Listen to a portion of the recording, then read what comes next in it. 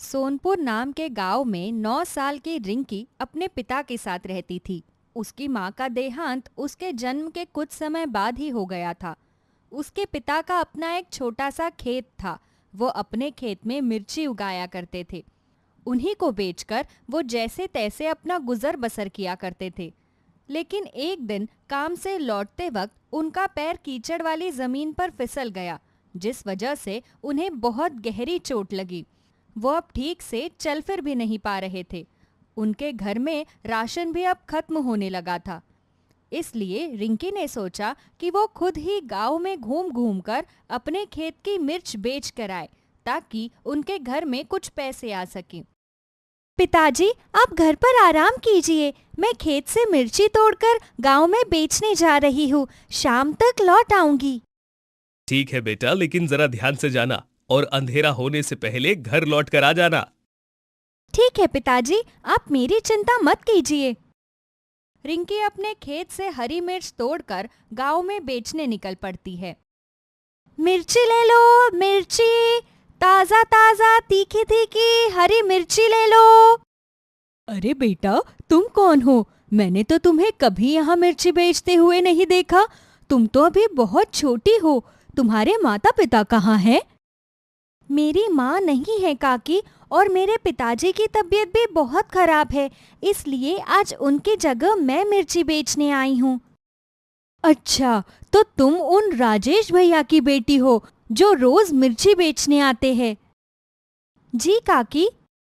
अच्छा बेटा, तुम मुझे 1 पाव मिर्ची दे दो। रिंकी शाम तक सारी मिर्ची बेच देती है। उन पैसों से वो खाने के लिए थोड़ा बहुत राशन खरीद लेती है। घर आकर वो चूल्हे पर रोटी बनाती है और चाय के साथ ही वो अपने पिता के साथ सूखी रोटी खा लेती है। अगले दिन वो फिर से मिर्ची लेकर गांव में बेचने निकल पड़ती है। अरे बेटा, तुम्हारे पिताजी कब तक ठीक होंगे? बेचारी बच्ची को इस उम्र में ऐसे काम करना पड़ रहा है। पिताजी जल्दी ठीक हो जाएंगे काकी। बताइए, आपको कितनी मिर्ची चाहिए? तुम मुझे 20 रुपए की मिर्ची दे दो बेटा। रिंकी इसी तरह मिर्ची बेचती हुई आगे बढ़ जाती है। मिर्ची बेचते बेचते वो बाजार में पहुंच जाती है। बाजार में जाते ही उसकी मिर्ची हाथों हाथ बिकने लगती है। तभी उसके सामने बैठा मिर्ची बेच रहा आदमी बड़े ही गुस्से में उसके पास आता है। ए लड़की, तू यहाँ पर मिर्ची नहीं बेच सकती, चल जा यहाँ से। क्यों? मैं यहाँ पर मिर्ची क्यों नहीं बेच सकती? आप मुझे यहाँ से जाने के लिए क्यों कह रहे हैं? फालतू की बहस मत कर मुझसे। मैंने एक बार बोला ना तुझे कि तू यहाँ पर मिर्ची नहीं बेच सकती, तो मतलब नहीं बेच सकती। तू सीधी तरह से यहाँ से जाती है या अभी बताऊं तुझे? मैं यहाँ पर मिर्ची बेचने आई हूँ और मिर्ची बेचे बिना नहीं जाऊंगी। मुझे इन पैसों से अपने पिताजी के लिए दवाई खरीदनी है। बहुत प्यार से समझा लिया तुझे मैंने, लेकिन तू ऐसे नहीं मानेगी। रुक, अभी बताता हूँ तुझे। वो आदमी रिंकी की टोकरी में रखी सभी मिर्ची उठाकर उन्हें पास की नाली में फेंक देता है। ये क्या किया आपने? आपने मेरी सारी मिर्ची को नाली में क्यों फेंका? मैं तो आराम से इन्हें बेच रही थी। आपने ये बिल्कुल ठीक नहीं किया। मेरे सामने ज्यादा रोकर दिखाने की जरूरत नहीं है। चल भाग यहाँ से। वो आदमी रिंकी को डांट कर वहां से भगा ही रहा होता है कि तभी वहां पर एक बूढ़ी औरत आती है। तुम्हें शर्म नहीं आती इस छोटी सी बच्ची के साथ ऐसा करते हुए? इस बेचारी की कोई मजबूरी होगी, तभी तो ये इस छोटी सी उम्र में बाजार में मिर्ची बेचने आई है। पता नहीं आजकल लोगों की इंसानियत कहाँ चली गई है। बदतमीज आदमी, तुम्हें बेचारी इस छोटी सी बच्ची पर जरा भी दया नहीं आई? अगर मैं इस तरह सब पर यहाँ दया करने लगा तो मेरा काम तो चौपट हो जाएगा। पहले ही इसकी वजह से मेरे सिर में दर्द हो रहा है, और अब तुम आकर ज्ञान देकर मेरे सर दर्द को और मत बढ़ाओ। ज्यादा तरस आ रहा है इस पर तो इसे अपने साथ ही ले जाओ। उस आदमी की वजह से रिंकी रो रही थी। उसे रोते हुए देखकर वो बूढ़ी औरत उसे चुप कराने लगी। चुप हो जाओ बेटा, कोई बात नहीं। नहीं दादी माँ, वो मिर्ची बेचकर मुझे उन पैसों से अपने पिताजी के लिए दवाइयाँ खरीदनी थी। अब मैं अपने पिताजी के लिए दवाइयाँ कैसे खरीदूंगी? तुम उसकी चिंता मत करो बेटा, तुम्हारे पिता की दवाइयों के लिए मैं तुम्हें पैसे दे दूंगी। वो बूढ़ी औरत रिंकी को कुछ पैसे दे देती है। रिंकी उन पैसों को देखकर बहुत खुश होती है। तभी वो बूढ़ी औरत रिंकी को एक छोटी सी पोटली भी देती है। इस पोटली के अंदर क्या है दादी माँ? बेटा, इस पोटली के अंदर मिर्च के कुछ बीज है। इन बीजों से उगी हुई मिर्ची बहुत ही स्वादिष्ट होती है। तुम इन बीजों को अपने आंगन में उगा देना, इससे तुम्हारी सारी मुश्किलें हल हो जाएंगी। आप बहुत अच्छी है दादी माँ, आपका बहुत बहुत शुक्रिया। रिंकी उन पैसों से अपने पिताजी के लिए दवाई खरीदकर घर चली जाती है और उन बीजों को अपने खेत में बो देती है। दादी माँ ने कहा था कि ये बीज हमारी सारी मुश्किलें हल कर देंगे। भगवान जी, काश सच में इन बीजों से उगने वाली मिर्ची हमारे सभी मुश्किलों को हल कर दे। रिंकी के ऐसा कहते ही तेज बारिश शुरू हो जाती है। रिंकी जल्दी से वहां से भागती हुई अपने घर चली जाती है। सुबह जब बारिश रुकती है तो वो मिर्ची तोड़ने अपने खेत में चली जाती है, लेकिन अपने खेत को देखकर वो हैरान रह जाती है। अरे, ये हमारे खेत को क्या हो गया? इस खेत में तो पीले रंग की मिर्चियाँ उग गई। मैंने तो अपनी जिंदगी में पहले कभी पीले रंग की मिर्ची नहीं देखी। अगर मैं ये मिर्ची लेकर बाजार में बेचने गई तो कोई भी इन्हें नहीं खरीदेगा, लेकिन मुझे बाजार तो जाना ही होगा। अरे नहीं नहीं, मैं बाजार नहीं जाऊंगी। अगर बाजार गई तो वो अंकल फिर से मेरे मिर्चियों को नाली में फेंक देंगे। मैं गांव में जाकर ही मिर्ची बेचूंगी। रिंकी उन पीली मिर्चों को लेकर गांव में बेचने निकल पड़ती है, लेकिन हर कोई पीले रंग की मिर्ची देखकर उन्हें खरीदता ही नहीं है। अरे, ये भला कैसी मिर्ची है? कहीं तुम हमें खराब मिर्ची तो नहीं बेच रही? नहीं काकी, ये मिर्ची खराब नहीं है, ये तो बिल्कुल ताज़ा मिर्ची है। आप खरीद कर तो देखिए। नहीं नहीं, मैं ये मिर्च नहीं खरीदूंगी। क्या पता इसे खाकर मेरे घर वालों की तबीयत खराब हो जाए। रिंकी उन पीली मिर्ची को बेचने की बहुत कोशिश करती है, लेकिन कोई भी उससे पीली मिर्ची नहीं खरीदता, जिस वजह से वो बहुत परेशान हो जाती है और एक पेड़ के नीचे बैठकर रोने लगती है। उन दादी माँ ने तो कहा था कि ये मिर्ची हमारे सभी परेशानियों को हल कर देंगी, लेकिन इन्हें तो किसी ने खरीदा ही नहीं। आज मेरी 1 रुपए की भी कमाई नहीं हुई। आज मैं घर पर खाने के लिए राशन कैसे लेकर जाऊंगी? पिताजी भी घर पर भूखे होंगे। तुम इस तरह रो मत प्यारी पिंकी, हम तुम्हारी मदद करेंगे। अरे, ये किसकी आवाज थी? यहाँ पर तो मेरे अलावा और कोई भी नहीं है। अरे, तुम खुद ही तो हमें अपने साथ लेकर आई थी, हम यहीं पर है। ये कौन मुझसे बात कर रहा है? मैं तो किसी को भी अपने साथ लेकर नहीं आई थी। कहीं यहाँ पर कोई भूत तो नहीं? हे भगवान, अगर यहाँ पर कोई भूत है तो प्लीज मुझे बचा लीजिए। अरे अरे, तुम इस तरह घबराओ मत रिंकी, यहाँ पर कोई भूत नहीं है। हम तुमसे बात कर रहे हैं। मैं जादुई पीली मिर्च हूँ। क्या कहा? जादुई पीली मिर्च? हाँ रिंकी, जरा एक बार यहाँ पर देखो, मैं टोकरी के अंदर हूँ। रिंकी जैसे ही टोकरी के अंदर देखती है तो उसे टोकरी में हाथ पैरों वाली पीली मिर्ची दिखाई देती है। अरे, तुम कैसी मिर्ची हो? तुम्हारे तो हाथ, पैर और आंखें भी है। मुझे तो लगता है आज मैं दिन में कोई सपना देख रही हूँ। नहीं रिंकी, तुम कोई सपना नहीं देख रही, मैं तुम्हें समझाती हूँ। कल जिस दादी माँ ने तुम्हें मिर्च के बीज दिए थे, वो कोई इंसान नहीं बल्कि एक परी थी। उन्होंने जब तुम्हें परेशान देखा तो वो तुम्हारी मदद करने के लिए तुम्हारे पास आई। मैं उन्हीं की जादुई पीली मिर्ची हूँ। तुम मुझे अपने घर ले चलो, मैं तुम्हारी सभी मुश्किलें हल कर दूंगी। जादुई पीली मिर्च के ऐसा कहने पर रिंकी उसे अपने साथ अपने घर के अंदर ले आती है। तभी जादुई पीली मिर्च उससे कहती है, रिंकी, मैं अपने जादू से कुछ भी कर सकती हूँ। तुम बताओ, तुम क्या चाहती हो? जादुई पीली मिर्च, बहुत दिनों से मेरे पिता बीमार है। मैं चाहती हूँ कि तुम उन्हें ठीक कर दो। ठीक है रिंकी। जादुई पीली मिर्च अपने हाथों को हवा में घुमाती है। तभी उसके हाथों से एक सुनहरी रोशनी निकलकर रिंकी के पिता के चारों तरफ घूमने लगती है और देखते ही देखते उसके पिता की तबीयत बिल्कुल ठीक हो जाती है। अरे वाह, तुमने तो सचमुच मेरे पिताजी को बिल्कुल ठीक कर दिया।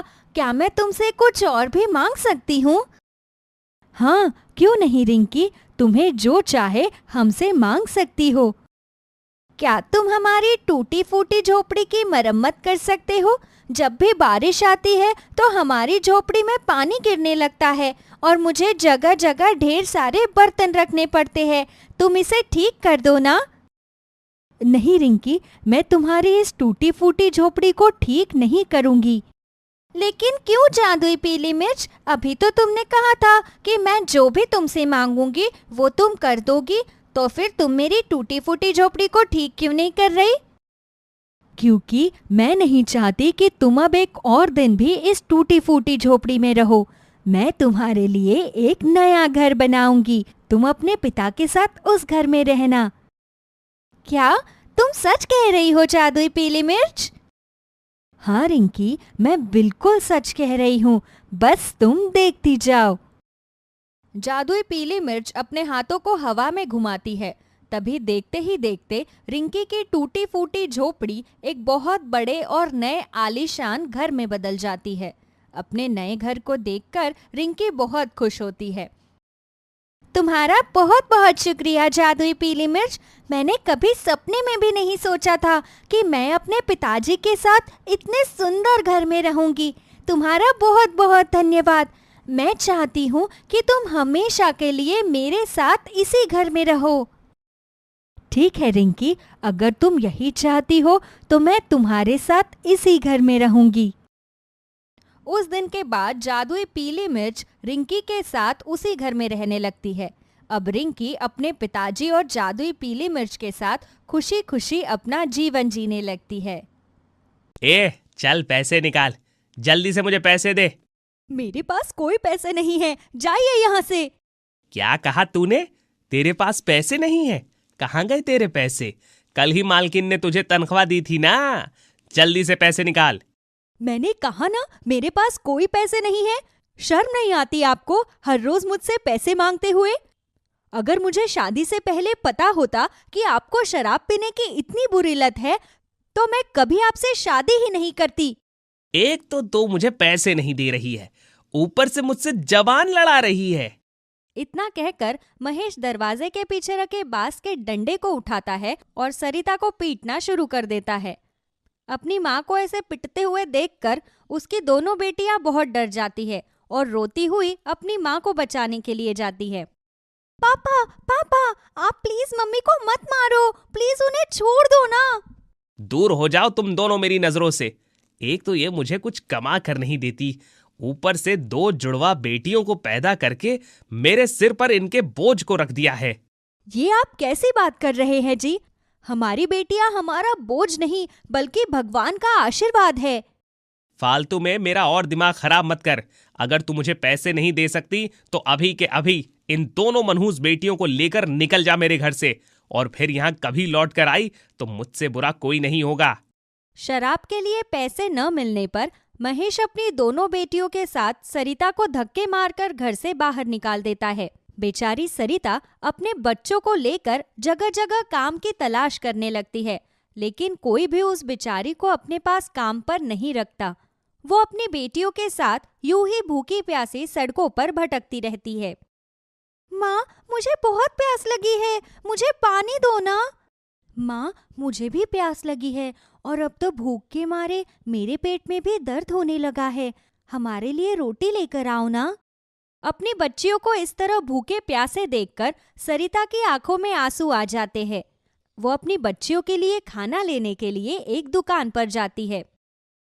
भाई साहब, मेरी दोनों बच्चियां बहुत भूखी है। अगर आप अपनी दुकान में से कुछ खाने के लिए दे देंगे तो आपका बहुत उपकार होगा। मैं खाने के बदले आपका कोई भी काम कर दूंगी। मुझे माफ कर दो।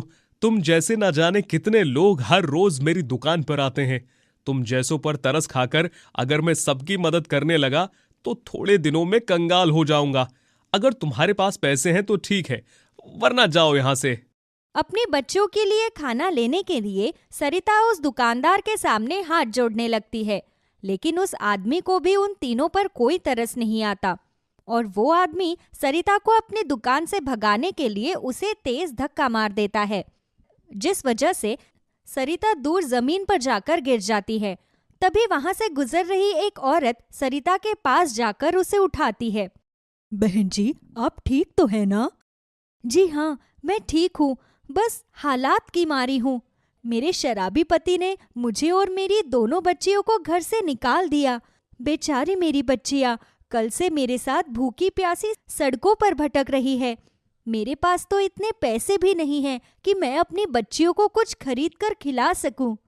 सरिता की बातें सुनकर वो औरत उसकी दोनों बेटियों की ओर देखती है तो उसे उन बच्चियों को देखकर उन पर बहुत तरस आता है। बहन, तुम मुझे एक भली औरत लगती हो। तुम चिंता मत करो, मेरे पति बहुत बड़े जमींदार हैं। तुम मेरे साथ चलो, मैं तुम्हें हमारे खेत में काम दिलवा दूंगी और तुम्हें रहने के लिए सर्वेंट क्वार्टर भी दिलवा दूंगी। तुम मेरे साथ चलो। वो औरत सरिता की दोनों बेटियों के साथ उसे अपने घर ले जाती है और अपने जमींदार पति से कहकर सरिता को अपने खेत में काम पर रख लेती है। साथ ही साथ वो सरिता को रहने के लिए एक छोटा सा कमरा भी दे देती है। बहन जी, आपका बहुत बहुत धन्यवाद। भगवान का बहुत बहुत शुक्र है कि आज के जमाने में भी आप जैसे अच्छे लोग हैं, वरना आजकल तो बिना मतलब के कोई किसी की मदद नहीं करता। आपने मेरी मजबूरी समझकर मेरी ये मदद कर मुझ पर बहुत बड़ा उपकार किया है। मैं आपका ये एहसान कभी नहीं भूलूंगी। सरिता उस औरत का बहुत बहुत धन्यवाद करती है। वो औरत सरिता और उसकी दोनों बच्चियों के लिए खाने का इंतजाम करती है, जिसके बाद सरिता अगले ही दिन से खूब मेहनत से उनके खेत में काम करना शुरू कर देती है। सुबह से शाम तक सरिता खेत में काम करती है और शाम को दिहाड़ी से मिले पैसों से अपनी बेटियों के लिए खाना बनाती है। माँ, पहले तो तुम हर रोज 3 रोटियां खाती थी, लेकिन जब से हम यहाँ पर आए हैं तब से तुम हर रोज 1 ही रोटी खाती हो। ऐसा क्यों? ऐसा इसलिए क्योंकि पहले मुझे ज्यादा भूख लगती थी और अब मुझे कम भूख लगती है। तुम दोनों इतना मत सोचो और पेट भर कर खाना खाओ। हम दोनों अच्छे से खाना तभी खाएंगे जब तुम हमारे साथ एक और रोटी खाओगी। तुम बस 1 रोटी खाती हो और आधे भूखी ही रह जाती हो। हम दोनों अच्छी तरह जानते हैं कि तुम हमें ज्यादा खिलाने के लिए खुद कम खाती हो। अगर तुम ऐसा करोगी तो हम दोनों भी खाना नहीं खाएंगे। अपनी बेटियों की ऐसी बातें सुनकर सरिता भावुक हो जाती है। तभी उसकी दोनों बेटियां अपनी अपनी थाली में से उसे अपने हाथ से रोटी खिलाती है। अगले दिन सरिता अपनी दोनों बेटियों को स्कूल भेजकर खेत में काम करने आ जाती है। पूरा दिन खेत में काम करने के बाद उसका काम पूरा होने ही वाला होता है कि तभी जमींदार की पत्नी खेत में आती है। सरिता, कैसी हो तुम और तुम्हारी दोनों बेटियां कैसी है? आपकी मेहरबानी से सब कुछ बिल्कुल ठीक है मालकिन। मेरी मेहरबानी से नहीं, ये कहो कि भगवान के आशीर्वाद से सब कुछ ठीक है। अच्छा, मैं तुम्हें ये कहने आई थी कि इस बार फूलगोभी की फसल बहुत अच्छी हुई है, इसलिए तुम चाहो तो थोड़ी गोभी अपने घर लेकर जा सकती हो। तुम्हारी बेटियां गोभी की सब्जी खाएंगी तो बहुत खुश हो जाएंगी। आपका बहुत बहुत शुक्रिया मालकिन। मेरी दोनों बच्चियों को आलू गोभी की सब्जी बहुत पसंद है, लेकिन बाजार में गोभी इतनी महंगी मिलती है कि मैं अपनी बच्चियों के लिए गोभी की सब्जी बना ही नहीं पाती। आज उनके लिए गोभी आलू बनाऊंगी तो दोनों बहुत खुश हो जाएंगी। अब जमींदार की पत्नी सरिता को खूब सारे फूलगोभी के फूल दे देती है। सरिता गोभी को घर ले जाकर रसोई में रख देती है और सब्जी बनाने की तैयारी करने लगती है। तभी एक गोभी चलती हुई सरिता के सामने आ जाती है। अपने सामने गोभी को 2 पैरों पर चलते हुए देखकर सरिता को अपनी आंखों पर यकीन ही नहीं होता और वो बार बार अपनी आंखों को मलने लगती है। हे भगवान, ये मुझे कैसा भ्रम हो रहा है? मुझे ये फूलगोभी 2 पैरों पर चलती हुई कैसे नजर आ रही है? और इसके तो 2 नन्हे नन्हे हाथ और प्यारी प्यारी आंखें भी है। मुझे तो लगता है मेरी तबीयत ठीक नहीं है। मुझे थोड़ी देर आराम कर लेना चाहिए।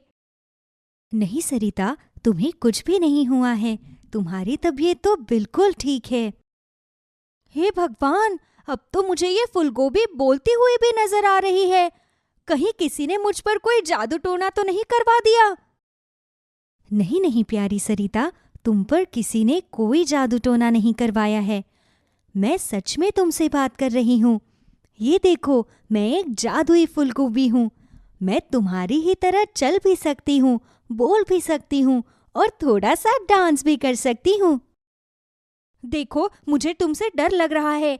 अगर तुम एक जादुई फूलगोभी हो तो तुम मेरे पास क्या कर रही हो? मैंने तो कोई जादू करके तुम्हें अपने पास बुलाया भी नहीं। अरे सरिता, तुम मुझसे डरो मत। मैं यहाँ तुम्हें कोई नुकसान पहुँचाने नहीं आई हूँ, बल्कि मैं तो यहाँ तुम्हारी मदद करने आई हूँ। कैसी मदद? तुम मेरी क्या मदद करने आई हो? कैसी मदद? तुम मेरी क्या मदद करने आई हो? सरिता, मैं इतने दिनों से तुम्हें हर रोज खेत में काम करते हुए देखती हूँ। तुम बहुत मेहनती और ईमानदार हो। परसों जब तुम खेत में काम कर रही थी, तब मैंने ध्यान से तुम्हारी बातें सुनी। तुम रो रो कर अपने पुराने दिनों को याद कर रही थी। तब मुझे पता चला कि तुम्हारे शराबी पति ने तुम्हारी दोनों बेटियों के साथ तुम्हें घर से धक्के मारकर निकाल दिया है। मुझे ये भी पता चला कि वो तुम्हें मारता पीटता भी था। हाँ, ये तो तुमने सच कहा, लेकिन तुम इस सब के बारे में मेरी मदद कैसे कर सकती हो? सरिता, तुम्हारे पति ने जो तुम्हारे साथ किया वो बहुत गलत है। उसे इसकी सजा जरूर मिलनी चाहिए। जब तक उसे उसके लिए की सजा नहीं मिलेगी, तब तक इसकी अकल ठिकाने नहीं आएगी। जिस तरह वो हर रोज शराब पीकर तुम्हारी पिटाई करता था, अब मैं उसे उसकी इस करनी का सबक सिखाऊंगी। तुम बस मुझे अपने पति के पास लेकर चलो। लेकिन मेरे पति ने मुझसे कहा था कि अगर मैं फिर से उस घर में गई तो वो मुझे बहुत मारेगा। चिंता मत करो सरिता, जब ये जादुई फूलगोभी तुम्हारे साथ है तो तुम्हें डरने की कोई जरूरत नहीं है। मैं सब संभाल लूंगी। सरिता और जादुई फूलगोभी अपने पति के घर जाती है तो सरिता को देखते ही वो गुस्से में उसे पिटने के लिए उसकी ओर बढ़ता है। तभी जादुई फूलगोभी वहां पर रखे बांस के डंडे को उठाकर उसके पति महेश को पीटना शुरू कर देती है। बांस के डंडों से हुई पिटाई के कारण महेश दर्द के मारे जोर जोर से चिल्लाने लगता है। अरे मुझे छोड़ो, ये तुम कैसी फूलगोभी को अपने साथ ले आई हो जो अपने हाथ में बांस का डंडा लेकर मुझे इतनी जोर जोर से मार रही है? रोको इसे। नहीं नहीं, बिल्कुल नहीं। मैं तुम्हें तब तक पीटना बंद नहीं करूंगी जब तक तुम अपने किए हुए बुरे बर्ताव के लिए सरिता से माफी नहीं मांगोगे। अच्छा ठीक है, मैं सरिता से अपने किए बर्ताव के लिए माफी मांगता हूँ। प्लीज मुझे माफ कर दो सरिता। मैं आज के बाद फिर कभी तुम्हें नहीं मारूंगा। अब तो इस फूल गोभी को कहकर इससे मेरी जान छुड़वाओ। नहीं नहीं, अभी तो तुम्हें कुछ और भी करना होगा। तुम मुझसे ये वादा करो कि आज के बाद न तो तुम कभी सरिता को मारोगे, साथ ही सरिता और अपनी दोनों बेटियों के साथ प्यार से रहोगे, ना ही सरिता को काम करने के लिए परेशान करोगे। अगर तुमने फिर कभी शराब को हाथ लगाया या घर चलाने के लिए सरिता को पैसे नहीं दिए तो मैं तुम्हें छोड़ूंगी नहीं। मैं इसी बांस के डंडे से तुम्हें पीट पीट कर तुम्हारा भर्ता बना दूंगी। नहीं, मैं वादा करता हूँ कि अपनी दोनों बेटियों के साथ प्यार से रहूंगा। मैं सरिता को भी आज के बाद कभी नहीं मारूंगा और नौकरी भी करूंगा। सरिता को बाहर कोई काम नहीं करने दूंगा। वो आज से आराम से घर को संभालेगी। मैं तुमसे वादा करता हूँ। अब तो मुझे छोड़ दो, बहुत दर्द हो रहा है। अच्छा ठीक है, मैं तुम्हें छोड़ देती हूँ, लेकिन याद रखना, अगर अपना किया हुआ एक भी वादा तुमने तोड़ा तो मैं उसी वक्त यहाँ पर आ जाऊंगी, और मैं यहाँ पर आकर क्या करूंगी वो तो तुम बहुत अच्छी तरह से समझ गए होंगे। जादुई फूलगोभी के डर से महेश उसी दिन से शराब पीना छोड़ देता है। वो अपनी दोनों बेटियों को सरिता के साथ जाकर अपने घर लेकर आता है। उस दिन के बाद महेश एक कंपनी में काम करना शुरू कर देता है और बड़े ही प्यार से उन तीनों के साथ अपने घर में खुशी खुशी रहने लगता है।